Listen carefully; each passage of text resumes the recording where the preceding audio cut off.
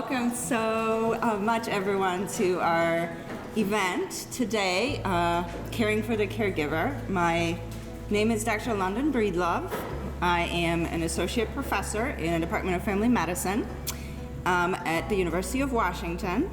And I am here also today as the co-director of education for our Osher Center for Integrative Health. Before we get with our event, I'll just like to say a little bit about our Osher Center for Integrative Health that's sponsoring this event today, in case you don't know that much about us. So we are one of 11 centers that you see on this slide, including one all the way in Sweden, and all the Osher centers were started with an endowment from the Bernard Osher Foundation. Mr. Bernard Osher, he is a really huge believer in integrative medicine, whole person care. Those things are something that he really values, and the foundation bestowed the funds that allowed all these centers, including our center at UW, to open and to operate. So we are incredibly honored to be one of the 11 of these centers. Our center was started and founded in 2018. Our current director, Dr. Iman Majd, who's been the director for about a couple of years, who is just a really wonderful leader and has really overseen what I would say is an explosive growth of our center. When he stepped into his director role, I think we had like 3 people, and now our team has 15 over the last couple of years, including myself. And really the mission and the vision of our center is to offer programming, including educational programming like we are offering today, but also clinical services and research and scholarly initiatives that are focused on integrative whole person care. So thinking very holistically, including both conventional and complementary practices. So our clinical services include things like naturopathic medicine, massage, acupuncture. I'm really proud of these services. One of the things that I enjoy about them is that they're truly integrated into our medical setting at UW Medicine. So our Osher Center practitioners practice within a primary care space at 3 different clinics in Ballard, Victoria, and Northgate, which I think that's really important, that the services are really integrated and we all work together as a team, trying to offer them alongside conventional medicine and primary care. And then to say a little bit about Ming Fund, and a huge thank you to Ming family, who sponsored our whole series, Caring for the Caregiver, including the workshop that we're offering here today. And it's a fund that's administered through our internal medicine at UW Medicine, and we're very fortunate to be overseeing and participating in that fund. And really the mission and vision for the fund is to offer educational programming that's community facing, like the one that we're offering today, and it allows us to share the things that we're really passionate about with whole person care and integrative medicine. So that's a really important acknowledgement. Without further ado, I will hand it off to Wendy.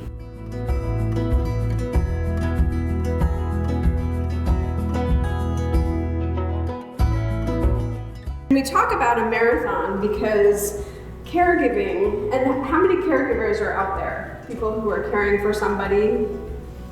Great, okay. So as you know, caregiving is not static. It changes over time. And so it's a matter of planning for that change. And so that's why we like to say it's a marathon, not a sprint, because it's going to change. It's going to be, it could be 1 year, it could be 5 years, it could be 12 years.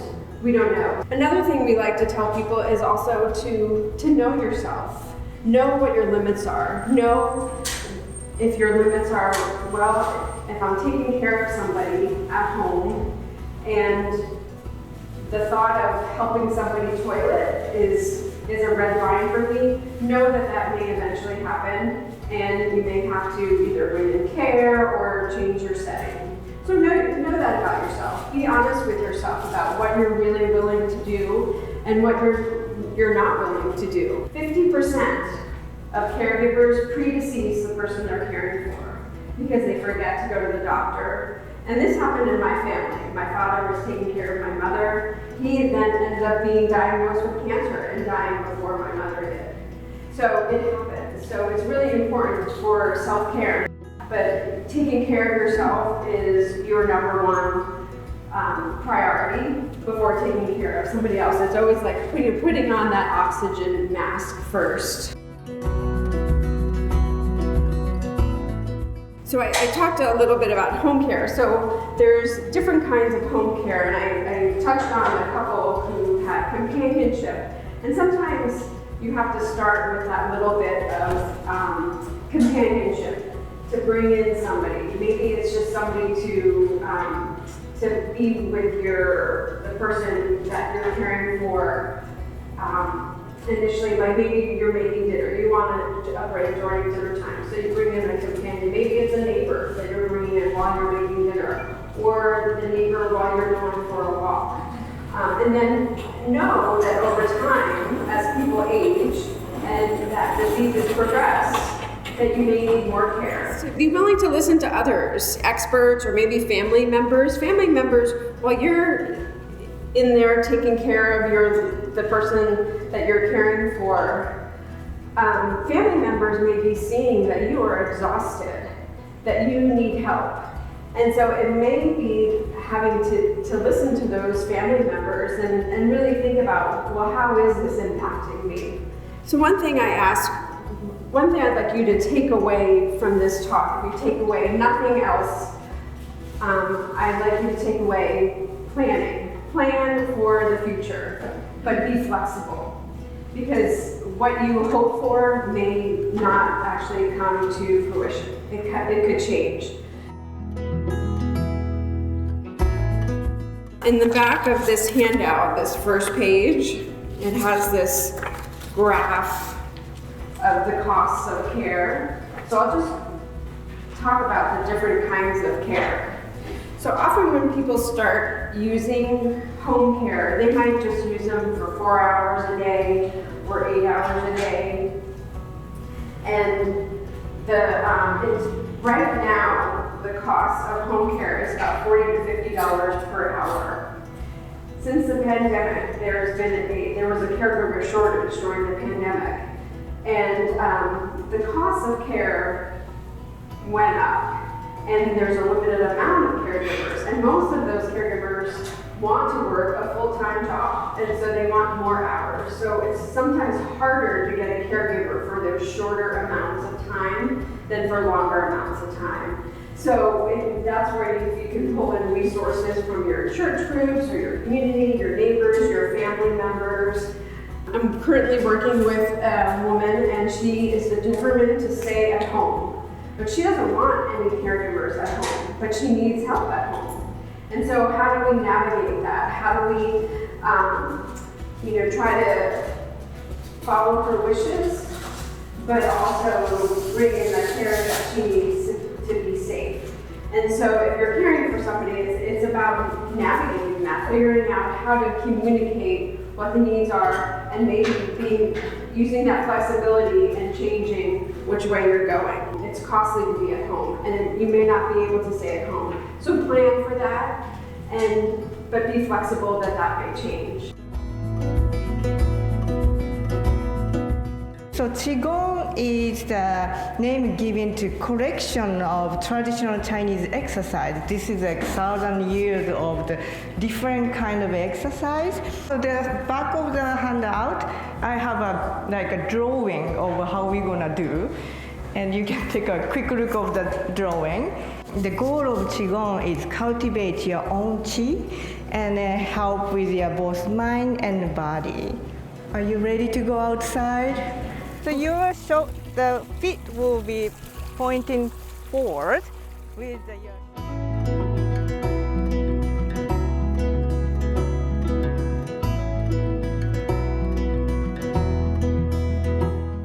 and your tongue is touching the ceiling of the mouth.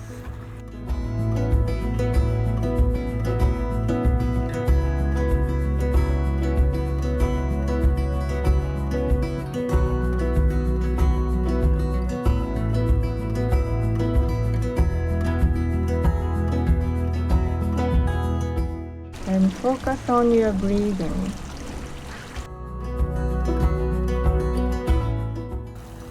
Do any of you feel warmth on your hand? Yes, yes. So that's the chi. So do inhale. And exhale. And gather back again. We can do one more time. Inhale.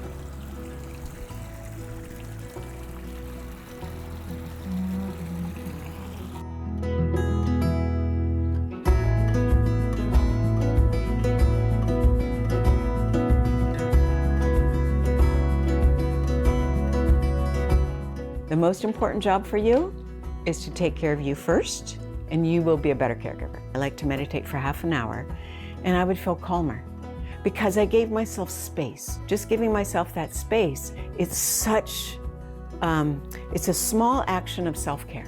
When we do these small actions of self-care, and when we're talking to caregivers, they have very little extra time. They have very little extra space. So it can be 5 minutes, but if they can give themselves 5 minutes, they feel a little more sense of control, a little more sense of spaciousness, a little more sense of there is life that is about me, not just the person I'm caring for. That's where our agency is. And sometimes, especially when we're caregivers, our agency feels so small because we're responsible for other people's lives, right? If they would just do this, it would be okay. If he would just act that way, we'd all be good. If traffic were just different, if people would vote different. When we're looking here for our peace of mind, we are victims to everything in the world besides our thoughts and our behaviors. So when I work with myself, my clients, caregivers, whomever, when we feel anxious, helpless, hopeless, stuck, irritable, angry, we are here in this circle of, if things were different, if I had control, everything would be okay. Is there any action you can take? And if you can take it, figure out when you can take it and try it. And you do everything you can, and if it doesn't change anything, if the disease won't go away, if you can't feel better right away, then we come to, okay, so I've tried to change the other people, the situation, everything outside of myself. One of the best ways to do it is to practice gratitude. But really the most powerful way to use that tool is to practice gratitude yourself. Gratitude does so many good things for our brain. It does so many things in our neurochemicals to make us feel better. But neurochemicals aside, when we focus on what we are grateful in our life becomes more what we're grateful for, right? There's a book I read called Wrapped, which is basically, the premise of the whole book was, what you put your attention on is what your life becomes. Come back to center about 1 billion times. Like that is meditation, is recognizing when we're not in the present and coming back to the present. Right, well, here's the one thing, especially with people dealing with Alzheimer's, there's something called mirror neurons. And mirror neurons are the part of our brain that kind of like if you have some emotion, the mirror neurons are going, what's happening? We pick up on others' emotions. And especially if you're dealing with people with Alzheimer's, they don't have the ability to understand our words as much. They can't follow and track as much, but so they can really zero in on our emotions. So when we can come in calm and centered, the people we interact with can be more calm and centered. Like as a therapist, I start every session with the grounding exercise. My clients think it's for them. It's for me, because the more grounded I can be, the more my mirror neurons hold that space so they can come to centered and grounded. I'm now getting to know a new person. I'm like, that is brilliant. And it's so easy with that perspective. She also told me how to cut apples, but she also found delight in little stuff. And it's literally one of the memories, and every time I talk to it, it brings tears in my eyes of my mom gave me the gift of appreciation, that just present moment at 3 o'clock in the morning. What you can do is shift your mood, and then that makes it more likely that she can access a better mood.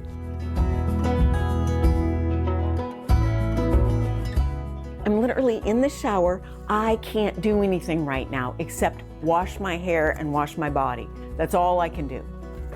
So, make a plan. I'm back to washing my hair. But how am I gonna do it? And in this moment, I'm okay.